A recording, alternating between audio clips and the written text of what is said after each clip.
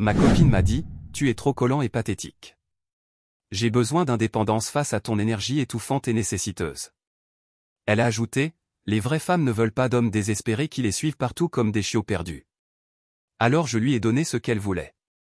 3 semaines plus tard, elle pleurait en disant que je ne faisais plus attention à elle. Je lui ai répondu, je pensais que c'est ce que tu voulais. Cela s'est passé au cours des derniers mois, et je suis encore en train de tout digérer. Avertissement juste, ça va être long, mais je vous promets que ça vaut la peine d'être lu. Il y a des rebondissements que vous ne verrez pas venir. Un peu de contexte sur moi, homme de 29 ans, je travaille dans le développement immobilier commercial à Dallas. Je m'en sors plutôt bien, je ne cherche pas à me vanter mais c'est pertinent pour l'histoire. Je gagne environ 190 000 $ par an, je possède entièrement ma maison que j'ai héritée de mon grand-père, et que j'ai entièrement rénovée.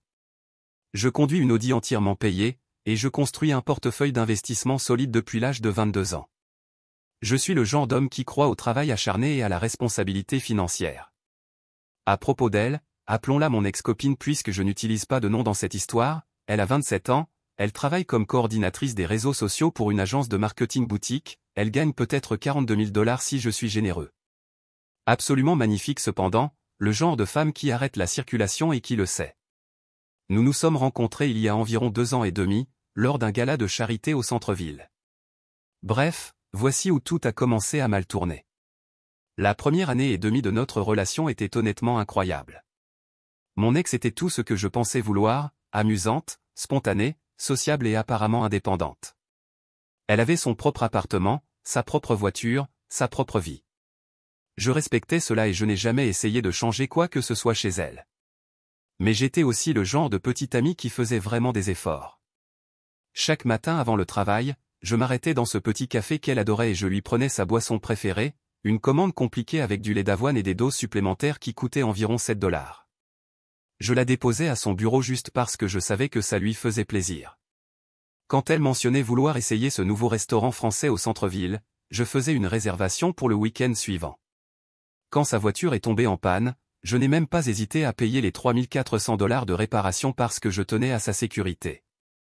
J'organisais des escapades surprises le week-end dans des endroits comme Fredericksburg et San Antonio, non pas parce que je devais le faire, mais parce que je voulais la voir heureuse.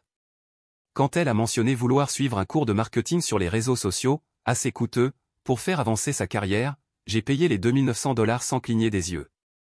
Son bonheur valait plus que l'argent pour moi.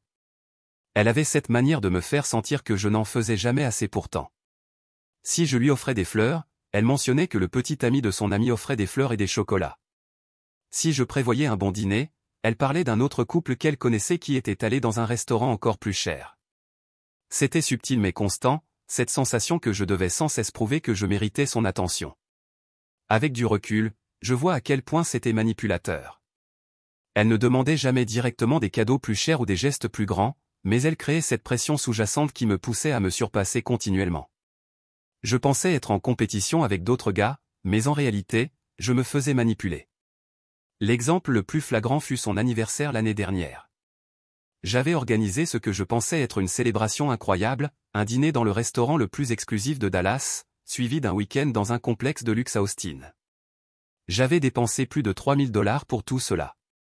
Mais au lieu d'être reconnaissante, elle a passé la majeure partie du dîner à parler de comment son ami avait eu un voyage surprise dans la Napa Valley pour son anniversaire.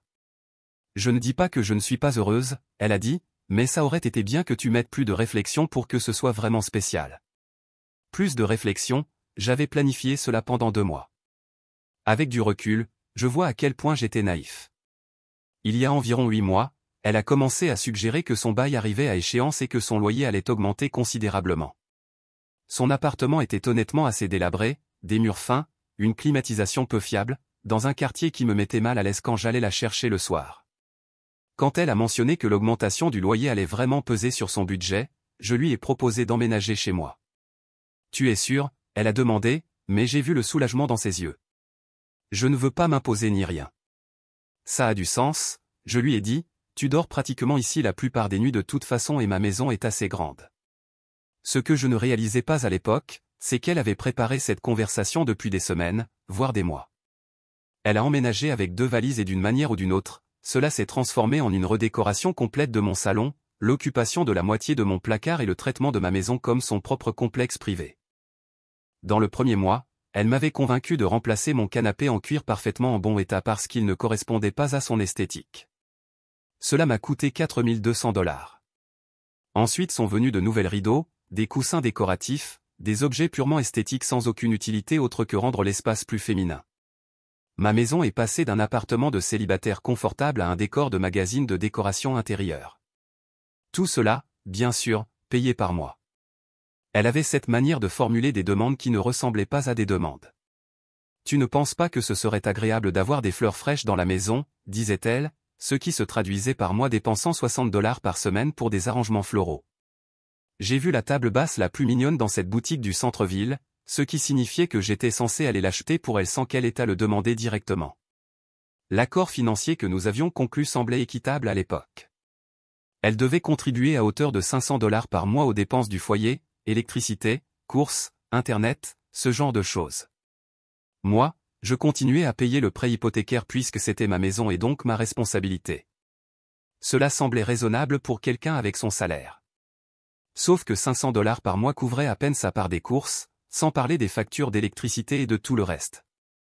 Mes dépenses mensuelles ont augmenté d'au moins 1200 $ avec sa présence dans la maison, mais cela ne me dérangeait pas.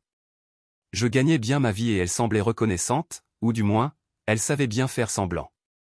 Je continuais à être le même petit ami attentionné que j'avais toujours été. Je lui préparais son café chaque matin avant le travail. Je planifiais des soirées et des activités le week-end. Je me souvenais de chaque petite chose qu'elle mentionnait vouloir et je la surprenais avec plus tard. Quand elle disait qu'elle adorait ces bougies coûteuses de cette boutique, j'en prenais une au hasard juste pour voir son visage s'illuminer. Pour quelqu'un qui prétendait valoriser l'indépendance, elle s'est bien vite habituée à ce que je m'occupe de tout.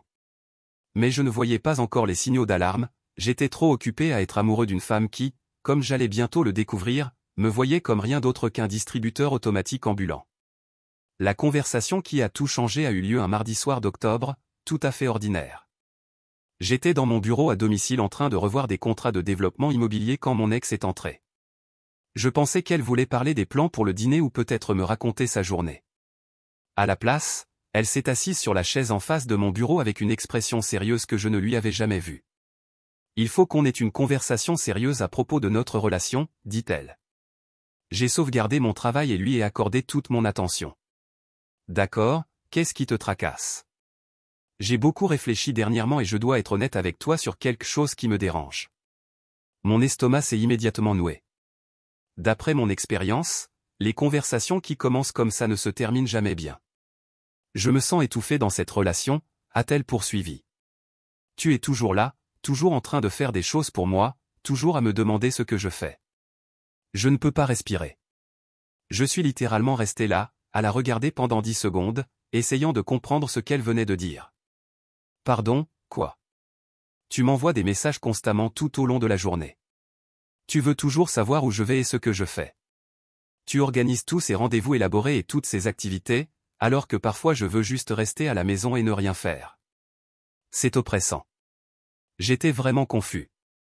Je t'envoie peut-être 3 ou 4 messages pendant les heures de travail et c'est généralement juste pour demander comment se passe ta journée ou partager quelque chose de drôle que j'ai vu. Quant à vouloir savoir où tu vas, je demande parce que je tiens à toi et je veux m'assurer que tu es en sécurité. Mais c'est exactement de ça que je parle, dit-elle, de plus en plus animée. Je suis une femme adulte. Je n'ai pas besoin que tu surveilles chacun de mes mouvements ou que tu me traites comme si je ne pouvais pas me débrouiller seul. Je ne te surveille pas, je tiens à toi. Il y a une différence. Elle a levé les yeux au ciel comme si j'étais volontairement obtus. Tu m'achètes constamment des choses sans que je le demande. Tu planifies tout notre agenda social. Tu essaies toujours de faire quelque chose de gentil pour moi. C'est trop. J'avais l'impression d'être dans une réalité parallèle. Donc tu es fâché que je sois attentionné et que je veuille passer du temps avec toi. Je suis fâché que tu ne me laisses pas l'espace de te manquer ou de vouloir quelque chose venant de toi.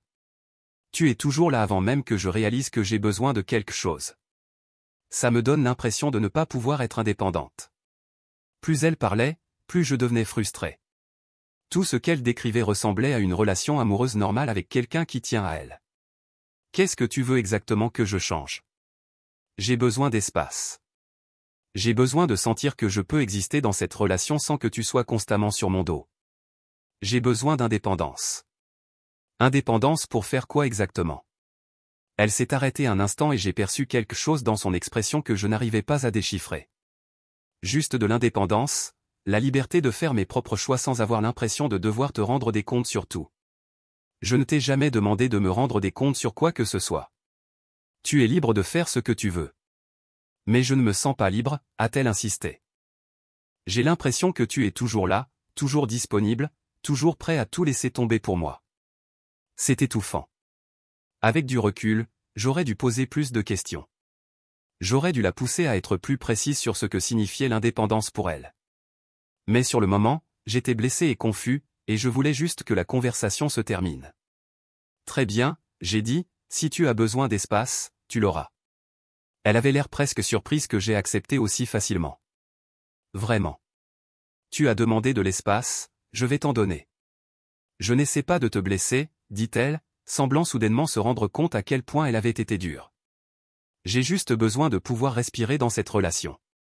Message reçu, 5 sur 5.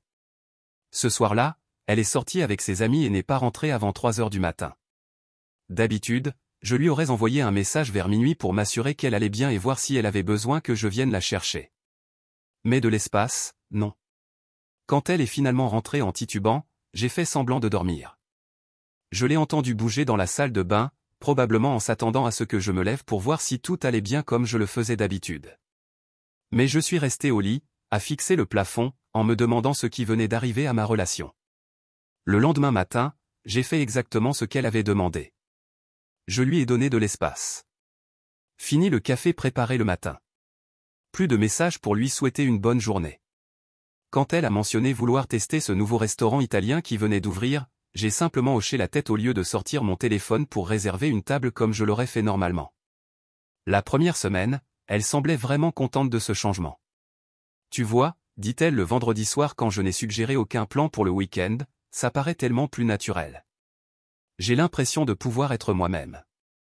Content que tu sois heureuse, ai-je répondu sans lever les yeux du livre que je lisais. Mais j'ai rapidement commencé à remarquer quelques changements intéressants dans son comportement. Elle a commencé à rentrer bien plus tard que d'habitude, souvent après minuit. Son téléphone, qui restait généralement posé sur le comptoir de la cuisine quand elle était à la maison, avait maintenant un mot de passe et ne la quittait plus. Elle recevait des messages à des heures étranges et allait dehors ou dans une autre pièce pour prendre des appels. Quand on regardait la télévision ensemble, elle gardait son téléphone face contre ses genoux et le retournait rapidement si je regardais dans sa direction. Elle a aussi commencé à se doucher immédiatement après le travail, ce qui était nouveau. Avant, elle avait l'habitude de se changer en vêtements confortables et de se détendre d'abord. Le plus révélateur de tout, elle a arrêté de porter les bijoux chers que je lui avais offerts au fil de notre relation. Les boucles d'oreilles en diamant que je lui avais offertes pour son anniversaire, la montre de luxe que je lui avais donnée pour notre premier anniversaire, le collier que j'avais acheté juste parce qu'elle l'avait admiré dans une vitrine, tout cela avait mystérieusement disparu de sa rotation quotidienne. Quand j'ai mentionné en passant qu'elle ne portait plus les boucles d'oreilles, elle a dit qu'elles étaient trop chic pour un usage quotidien et qu'elle les gardait pour les occasions spéciales. Mais nous avions assisté à plusieurs événements élégants le mois précédent où elle aurait pu les porter, et elle avait choisi d'autres bijoux à la place. J'ai également commencé à remarquer des changements dans sa routine quotidienne, qui semblaient conçus pour réduire nos interactions. Elle partait plus tôt le matin, disant vouloir éviter les embouteillages, même si son trajet n'avait jamais posé problème auparavant. Elle rentrait plus tard le soir, toujours avec une explication, course, commission, mais elle ramenait rarement quoi que ce soit de ses soi-disant sorties.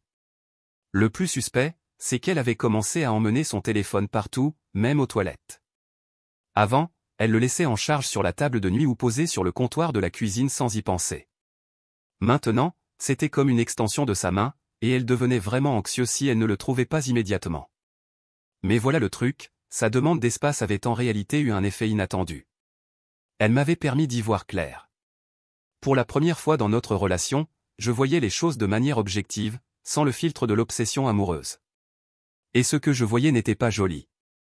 Je ne l'étouffais pas, j'étais simplement un partenaire attentionné envers quelqu'un qui s'était tellement habitué à ce que je prenne soin de tout qu'elle en était venue à tout considérer comme acquis. Tous ces gestes attentionnés dont elle se plaignait, la plupart des femmes en seraient ravies. Alors, Quand elle est rentrée à 2 heures du matin un mardi en prétendant qu'elle avait participé à un afterwork qui aurait duré 6 heures, j'étais déjà endormi. Quand elle a annulé notre dîner à la dernière minute à cause d'une soi-disant urgence professionnelle, j'ai commandé à emporter et j'ai regardé un documentaire. Quand elle a cessé de participer aux conversations et passé ses soirées entières à faire défiler son téléphone, je me suis trouvé d'autres occupations. Je lui donnais exactement ce qu'elle avait demandé. Et peu à peu, je commençais à me protéger émotionnellement de ce qui se passait réellement. Ce que je n'avais pas encore compris, c'est que j'aurais aussi dû me protéger financièrement. Environ 2 semaines après le début de cette expérience d'espace, j'ai dû examiner mes relevés de carte de crédit pour des rapports de frais professionnels. C'est là que j'ai commencé à remarquer des dépenses intéressantes. Il y avait plusieurs additions coûteuses dans des restaurants dont je ne me souvenais pas. 180 $ pour un dîner dans ce steakhouse du centre-ville, 220 $ dans un restaurant de sushi à la mode, 156 $ dans un bar à vin dont je n'avais jamais entendu parler. Quand j'ai demandé à mon ex ce que c'était, elle a prétendu qu'il s'agissait de dîners professionnels qu'elle avait oublié de mentionner. « Pourquoi ne m'as-tu pas invité à l'un de ces dîners de travail ?» ai-je demandé. « Tu avais dit que tu voulais que je te laisse de l'espace, tu te souviens. Je ne pensais pas que tu voudrais venir à des trucs de boulot ennuyeux de toute façon. » Soit, me suis-je dit. Sauf que, en regardant de plus près les dates et les heures, ces dîners de travail avaient lieu les soirs où elle m'avait dit qu'elle traînait simplement avec ses amis. Et ils se passaient dans des restaurants bien au-dessus de ce qu'une personne dans sa position pourrait justifier comme frais professionnels. Ça a éveillé ma curiosité. Alors j'ai commencé à faire plus attention à nos finances. En général, mes factures de carte de crédit mensuelles avaient augmenté d'environ 8 cents $ au cours des derniers mois. Les courses avaient mystérieusement doublé, même si nous ne mangions pas plus souvent à la maison, au contraire, elles mangeaient à l'extérieur plus fréquemment. Il y avait des dépenses pour des vêtements, des cosmétiques et des choses diverses que je n'avais jamais vues chez nous. Mais le vrai choc est arrivé quand je me suis connecté à mon compte d'investissement pour vérifier les performances de mon portefeuille. En août, mon ex m'avait demandé de lui prêter 8 500 $ pour ce qu'elle appelait une opportunité commerciale incroyable avec une amie de la fac. Elle en parlait avec tellement d'enthousiasme, disant qu'elles allaient créer une sorte de boutique en ligne ensemble, que ce serait enfin l'occasion pour elle de devenir sa propre patronne. Elle m'avait montré un business plan complet et tout semblait légitime. Et je voulais soutenir ses ambitions entrepreneuriales. Alors j'ai transféré l'argent sans hésiter. Sauf que, maintenant, 2 mois plus tard, je n'avais vu aucune preuve de cette prétendue entreprise. Pas d'inventaire, pas de site web, pas de réunion, pas de mise à jour sur l'avancement. Quand je lui demandais comment ça avançait, elle répondait vaguement qu'elles étaient encore en train de finaliser les détails et attendaient le bon moment pour se lancer. Alors j'ai décidé d'appeler directement son amie de la fac. « Opportunité commerciale ?» a-t-elle dit quand je lui ai posé la question. « Je ne vois pas du tout de quoi tu parles. On ne s'est pas parlé depuis 6 mois. » Mon sang s'est glacé. Elle m'a dit que vous alliez monter une boutique en ligne ensemble, qu'elle avait besoin de 8 500 $ pour les frais de lancement. Mec, je bosse en comptabilité. Je n'ai jamais parlé de créer une entreprise et je n'ai certainement jamais demandé d'argent à qui que ce soit. Cette conversation n'a duré que 2 minutes de plus, mais j'avais entendu tout ce qu'il me fallait entendre. Ma copine m'avait volé 8 500 $. Et si elle avait menti là-dessus, sur quoi d'autre avait-elle menti? Ce soir-là, après qu'elle soit allée se coucher, je me suis installé dans mon bureau et j'ai vraiment examiné notre situation financière pour la première fois depuis des mois. Ce que j'ai découvert m'a retourné l'estomac. Au cours des 6 derniers mois, il y avait un schéma systématique de dépenses excessives sur mes cartes de crédit. Des repas coûteux dans des restaurants où je n'étais jamais allé, des virées shopping dans des magasins de luxe, même un week-end à Austin qui avait coûté plus de 1 200 $.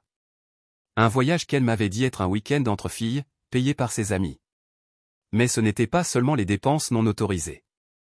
C'étaient les mensonges qui allaient avec. Chaque dépense importante était accompagnée d'une histoire.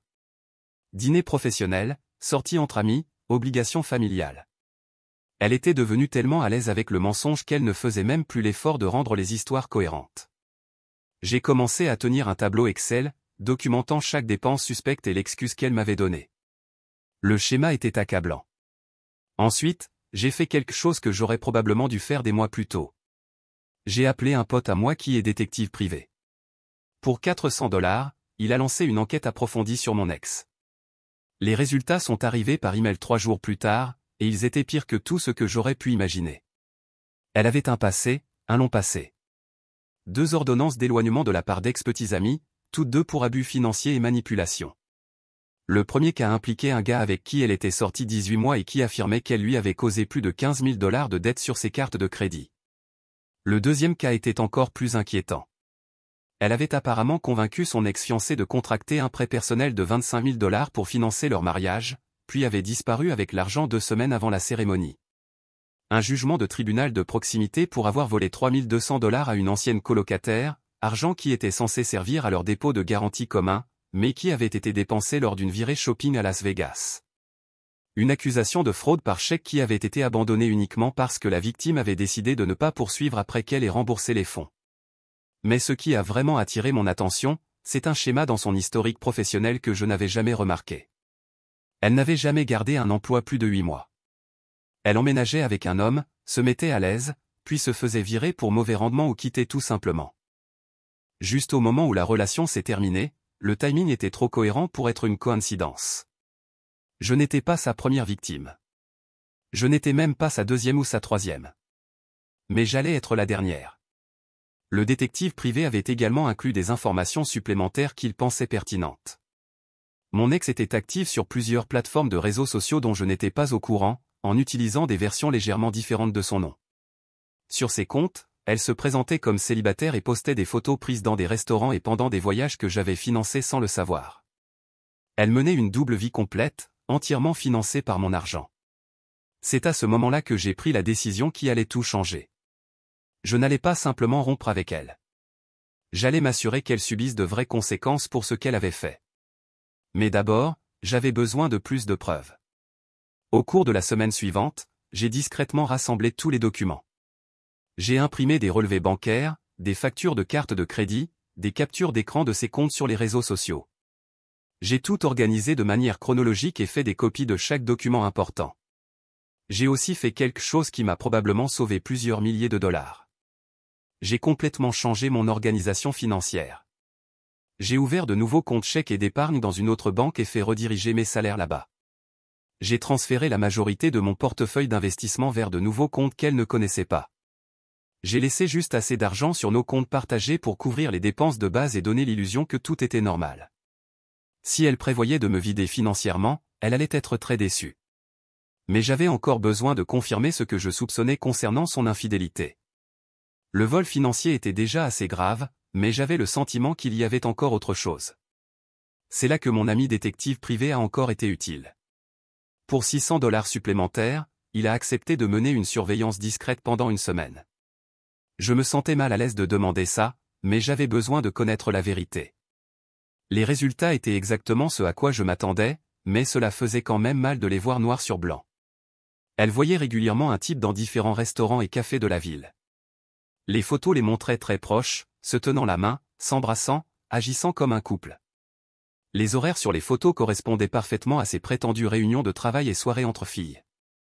Elle me trompait depuis au moins 6 semaines, probablement plus. Mais ce qui rendait la chose encore pire, c'est que ce gars pensait clairement être son seul petit ami. Le détective avait réussi à obtenir quelques informations sur lui aussi. Coach sportif dans une salle du centre-ville, dans la vingtaine, il gagnait probablement environ 35 000 $ par an dans les bonnes années. Mon ex lui avait apparemment dit qu'elle était célibataire et qu'elle travaillait dans le marketing, mais qu'elle était entre 2 emplois pour le moment. Elle utilisait mon argent pour financer ses rendez-vous avec un autre homme qui ignorait complètement qu'elle vivait avec quelqu'un d'autre. Le manque de respect était ahurissant. Armé de toutes ces preuves, j'ai commencé à planifier ma confrontation. Mais je n'allais pas simplement rompre avec elle et passer à autre chose. Elle devait faire face aux conséquences de ses actes, et j'allais m'assurer que ce soit le cas. J'ai attendu le vendredi soir suivant pour avoir la conversation. Mon ex venait juste de rentrer de ce qu'elle affirmait être un after-work professionnel. Les photos de surveillance montraient qu'il s'agissait en réalité d'un dîner avec son petit ami. Elle semblait de bonne humeur. « Salut », dit-elle en me donnant un baiser rapide sur la joue. « Ta journée s'est bien passée. »« Bien », ai-je répondu, « en fait, est-ce qu'on peut s'asseoir une minute, j'aimerais te parler de quelque chose d'important. » Elle avait l'air légèrement nerveuse, mais elle m'a suivi jusqu'au salon. J'avais tous mes documents organisés dans un dossier posé sur la table basse, mais je les gardais fermés pour le moment.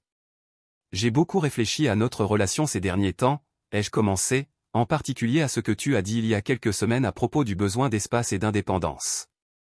Oh, dit-elle en semblant soulagée, oui, je pense que ça nous a vraiment fait du bien. Tu ne trouves pas? Je me sens tellement plus équilibré maintenant. Je suis content que tu te sentes équilibré, mais j'ai quelques inquiétudes dont j'ai besoin de te parler.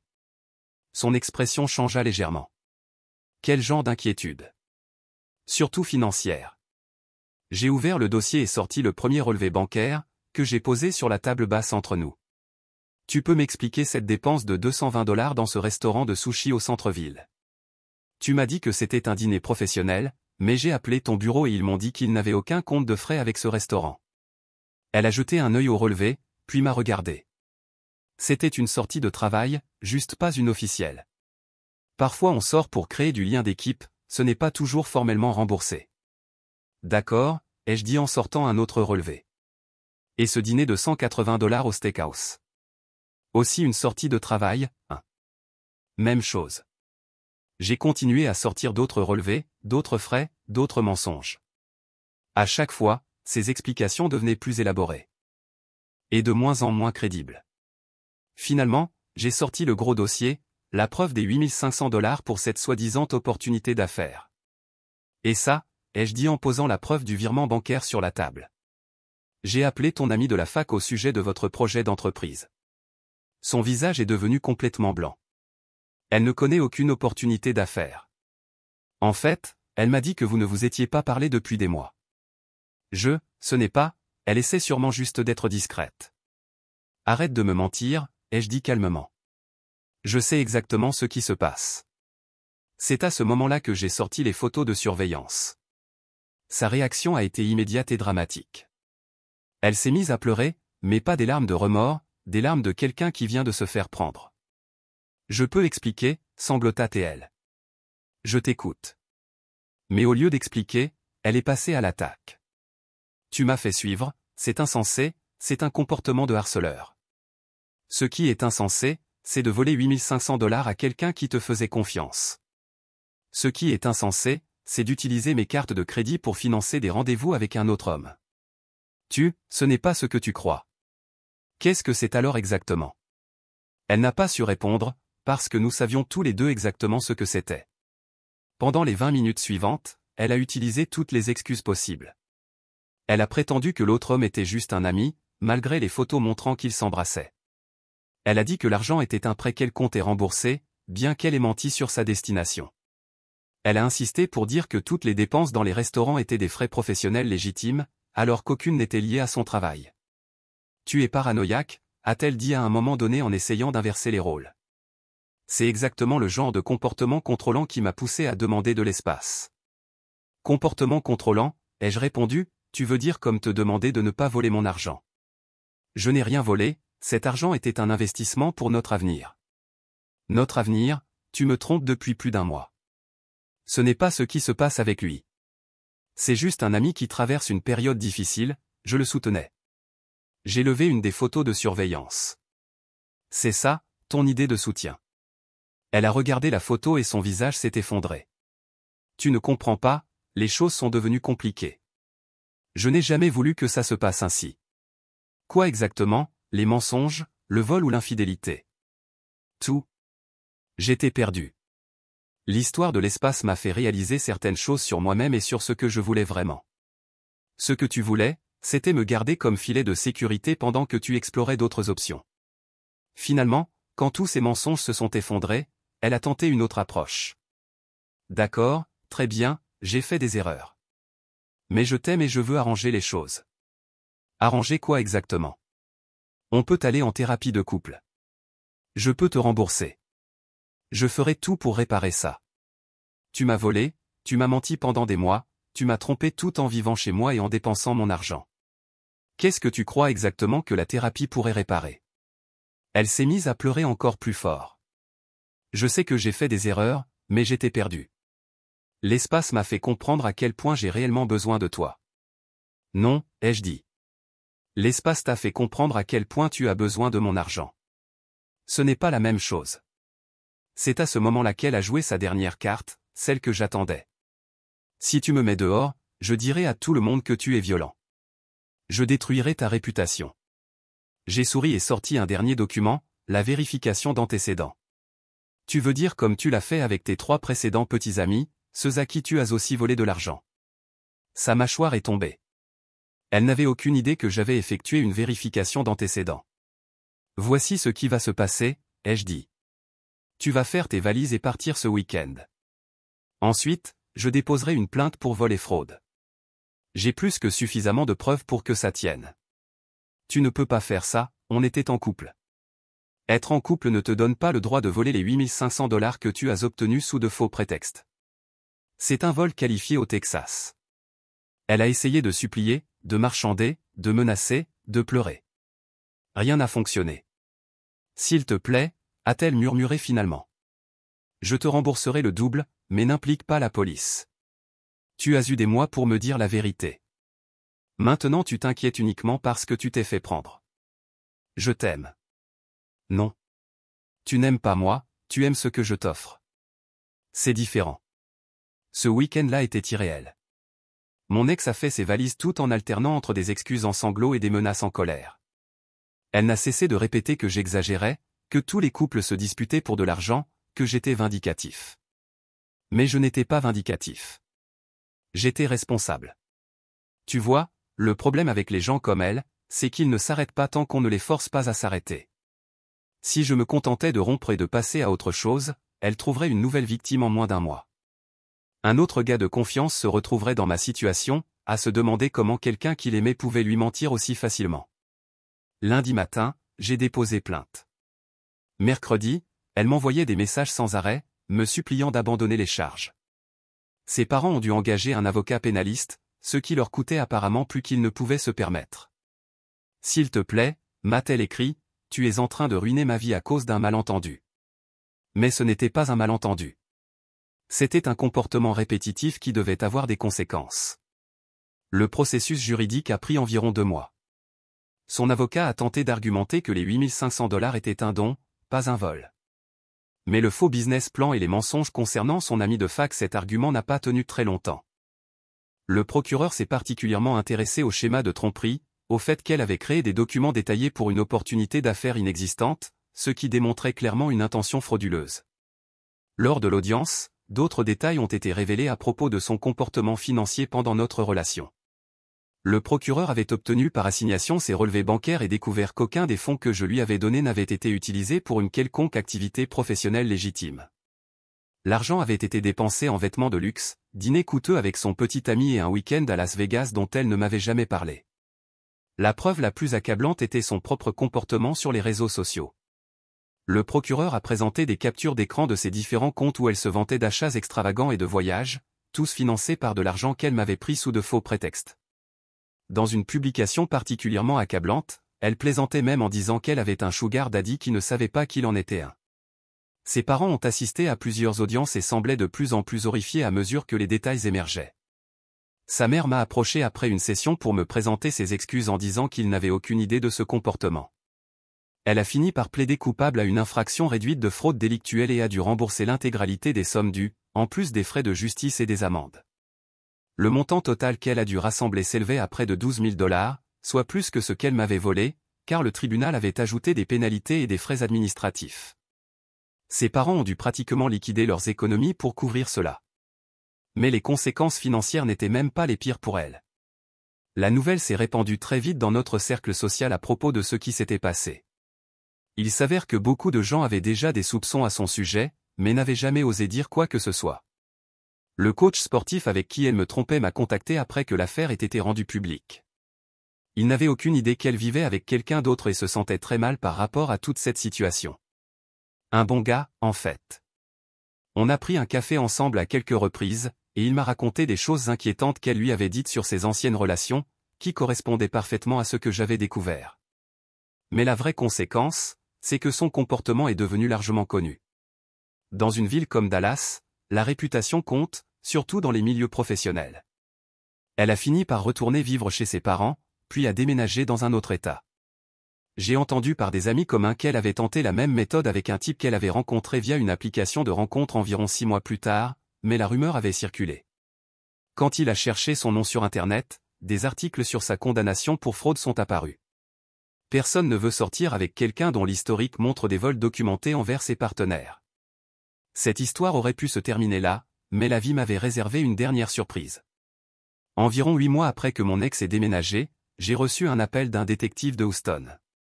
Apparemment, mon ex avait été arrêté de nouveau, cette fois pour une escroquerie bien plus importante impliquant plusieurs victimes et de fausses opportunités d'affaires. Le détective avait trouvé mes coordonnées dans son téléphone et voulait savoir si j'étais prêt à témoigner de mon expérience. Il s'est avéré que l'arnaque de l'opportunité commerciale qu'elle m'avait faite n'était pas un cas isolé. Elle utilisait cette méthode depuis des années, ciblant des hommes qu'elle rencontrait via des applications de rencontres et les réseaux sociaux. Les montants variaient selon ce qu'elle pensait que chaque victime pouvait se permettre, mais la structure de base restait la même. De faux business plans, des partenaires inventés et des histoires élaborées sur des opportunités entrepreneuriales. Le détective m'a présenté d'autres affaires. Un homme, enseignant à Houston, lui avait donné 12 000 $ pour ce qu'elle avait présenté comme un projet de camion de restauration. Une autre victime, infirmier à San Antonio, avait investi 6 800 $ dans une soi-disant boutique de vêtements en ligne. Le plus bouleversant était un vétéran à la retraite qui lui avait donné l'intégralité de ses 18 000 $ d'indemnisation pour invalidité, pour ce qu'elle affirmait être un investissement immobilier. Ce qui rend votre dossier spécial, m'a expliqué le détective, c'est que vous avez tout documenté et porté plainte immédiatement. La plupart de ces hommes étaient trop embarrassés ou brisés pour entamer des poursuites. Ils voulaient juste qu'elles sortent de leur vie. La police de Houston avait des preuves d'au moins 12 victimes différentes sur une période de 3 ans, avec des montants volés dépassant les 80 000 $. Ils suivaient ces déplacements entre les villes, retraçant un sillage de relations frauduleuses et d'argent volé qui s'étendait à travers le Texas et jusqu'en Louisiane. Ce qui m'a vraiment touché, c'est d'en apprendre davantage sur les détails personnels de ces autres victimes. Beaucoup d'entre eux étaient des hommes véritablement bien, qui voulaient simplement soutenir ce qu'ils croyaient être les ambitions entrepreneuriales de leur petite amie. Elle avait un talent particulier pour cibler des hommes naturellement généreux et confiants, exactement le genre d'homme prêt à aider leur partenaire à réussir. Je n'étais pas simplement un autre petit ami qu'elle avait trompé et volé. J'étais en réalité impliqué dans une opération criminelle bien plus vaste. Le détective m'a expliqué que mon dossier avait été particulièrement précieux pour leur enquête, parce que j'avais tout documenté de manière méticuleuse et que j'avais insisté pour porter plainte. La plupart de ces autres victimes étaient trop embarrassées ou brisées émotionnellement pour engager des poursuites, ce qui lui avait permis de continuer ce schéma. Votre affaire nous a donné la base nécessaire pour construire l'enquête plus large, m'a dit le détective. Si vous n'aviez pas porté plainte, elle aurait probablement continué indéfiniment. J'ai témoigné à son procès par visioconférence. Elle a finalement été reconnue coupable de plusieurs chefs de fraude et condamnée à 2 ans de prison d'État. Ses parents ont assisté à l'audience de condamnation et m'ont approché après. Ils étaient âgés, visiblement dévastés par le comportement de leur fille, et m'ont présenté des excuses pour tout ce qu'elle m'avait fait subir. Nous avons essayé de bien l'élever, m'a dit son père, nous ne savons pas où nous avons échoué. Je me suis senti mal pour eux. Ils avaient dépensé leurs économies de retraite en avocats et en remboursement pour quelqu'un qui leur avait menti autant qu'à tous les autres. Mais je n'avais aucune compassion pour elle. Elle avait eu de multiples occasions de changer de comportement, et au lieu de cela, elle était simplement devenue plus habile à le dissimuler.